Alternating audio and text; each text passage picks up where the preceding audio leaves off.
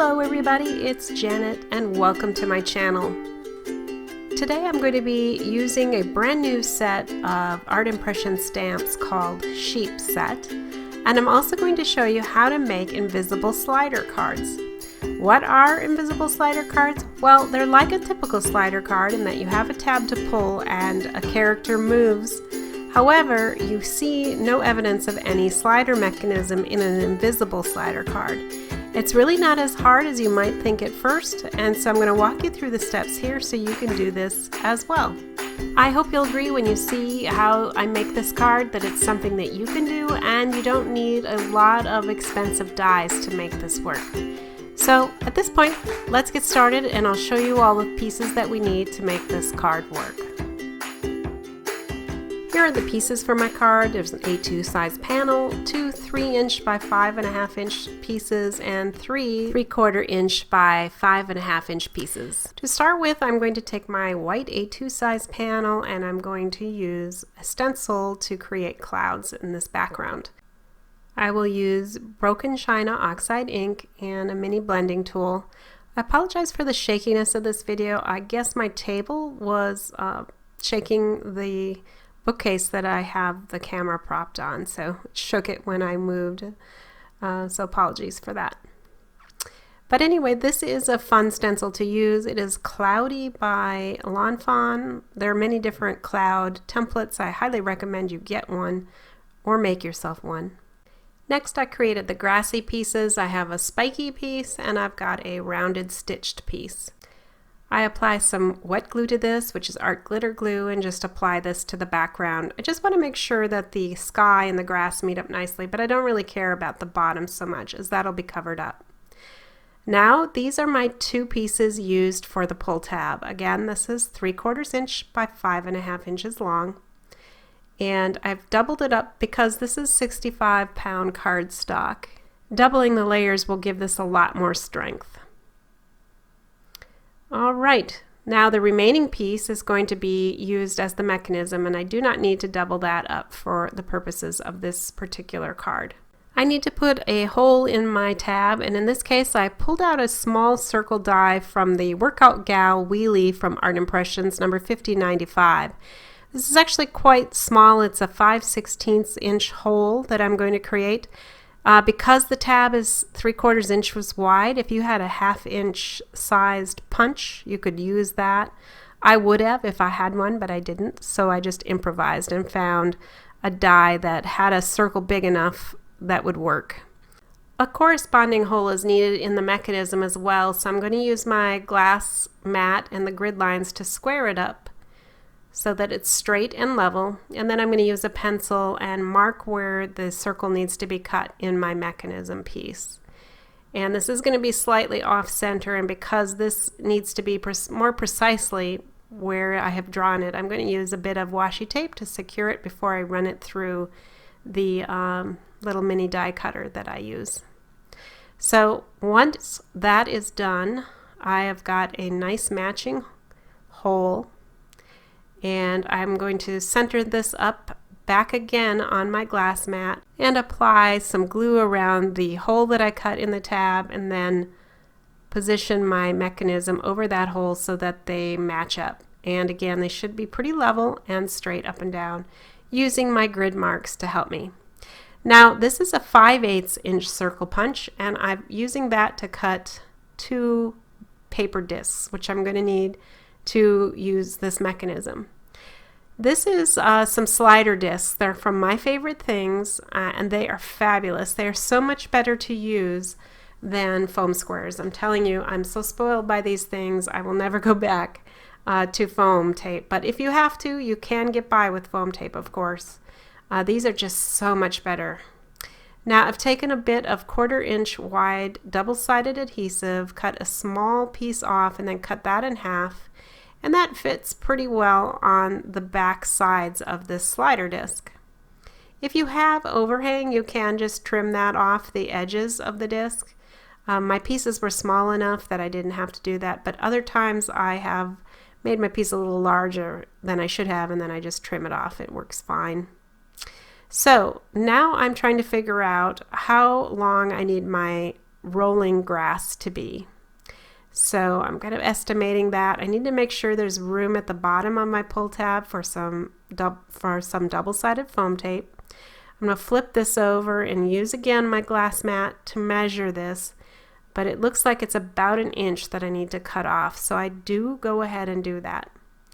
Now I need to figure out where I want my slide to start. So using my characters, I want to make sure it's not overhanging and move my mechanism and tab over so that I know that where I start is a good place. And then I'm going to use my slider die. This is one of the short dies from the Slide On Over set that Lawn Fawn has. But there are many companies who have these types of dies, and I find that the shortest one seems to be the perfect size for this particular use. I went ahead and die cut that out, and it makes just a really nice slider slot. You can also use your craft knife and cut one to fit your needs. I certainly did that for a long time before I finally broke down and bought the slider dies. So you don't necessarily need those dies to accomplish this. Believe me, you can make your own little slot. But now it's time to put together the mechanism pieces and my panel. So I'll start this by taking one of those paper discs and one of the slider discs, remove the adhesive, and press it down, make sure that it's well stuck on that paper disc. Once I feel pretty good about that, I'm going to slide the disc underneath the panel and through that slot, and then put my mechanism through it and remove the adhesive and apply that last paper disc on top. And this is what secures then your panel and your slider in the slot so that it will work properly. There's still some steps to do, but we're getting a lot closer. And along the way, I'm just going to continuously be checking to make sure the slider is still working properly and everything is positioned correctly.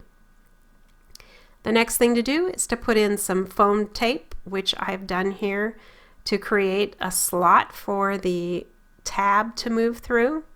And like I mentioned, I tested, and in this case I found that that was a little too tight, so I took it off, repositioned it just to give it a tiny bit more room to move, and that was all it was needed to make sure that this was going to work well.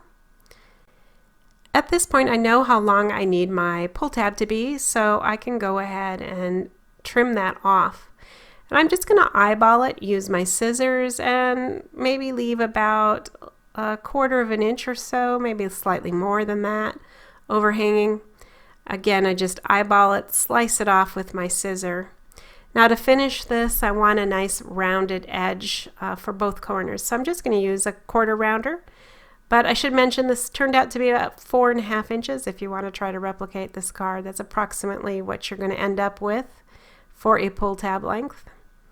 And I'm using this corner rounder just to make the ends of the pull tab look more finished. It really makes a big difference instead of leaving it just square.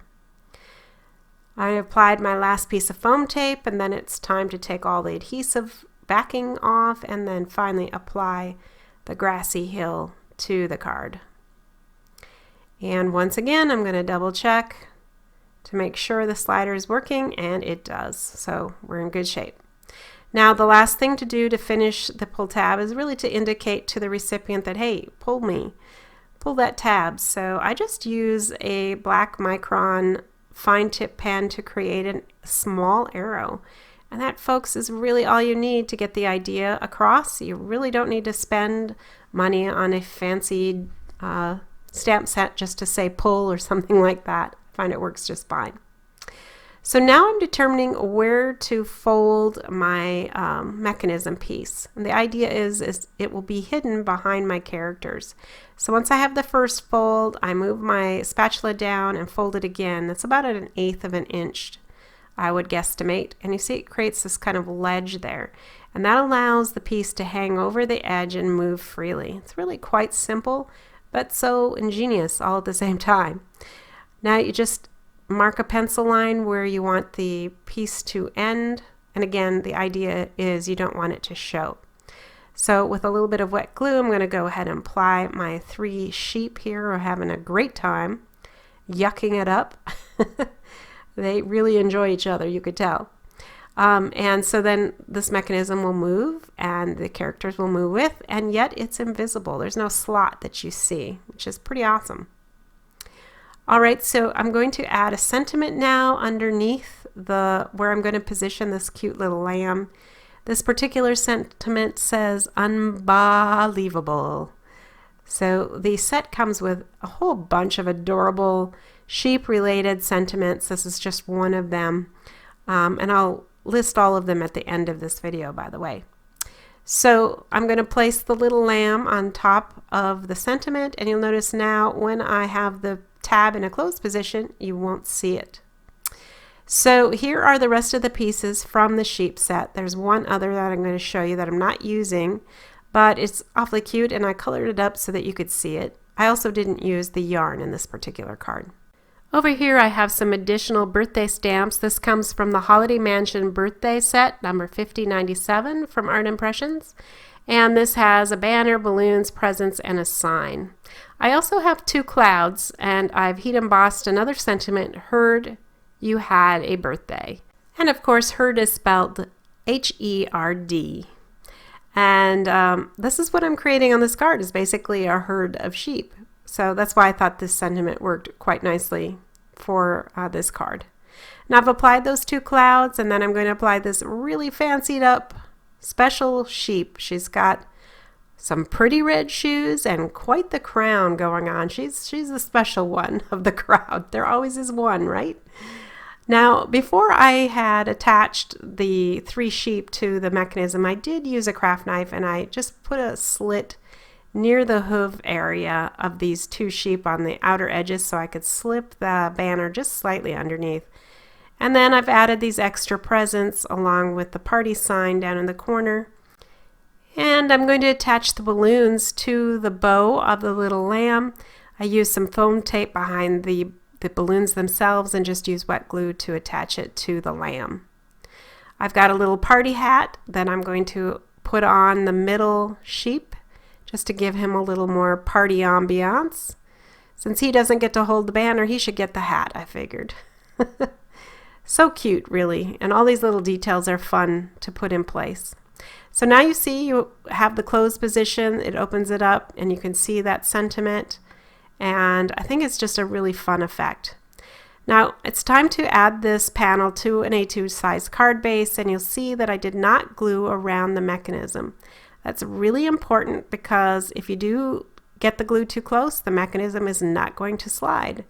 But the one nice thing about the way this type of card is constructed is you don't need another layer of foam tape, so the card stays relatively flat, which I think is great because it's much easier to mail. So here are the other sentiments. It is you bad, bahaha, here's to you, happy birthday to you, sheep shape, have a few sheep thrills, you rock, unbelievable, fabulous you, I love you, heard you had a birthday, curl power, and I will always love you. So as usual, AI really does a great job with all the fun little sentiments. And that's my card for you today. So thanks for hanging out with me as I took a look at the new sheep set from Art Impressions and showed you how to make an invisible slider card. It's a lot of fun. I hope you agree with that. So please leave a message, give me a thumbs up, subscribe if you haven't already, and here's a couple more videos you might like. I'll be back soon with another video.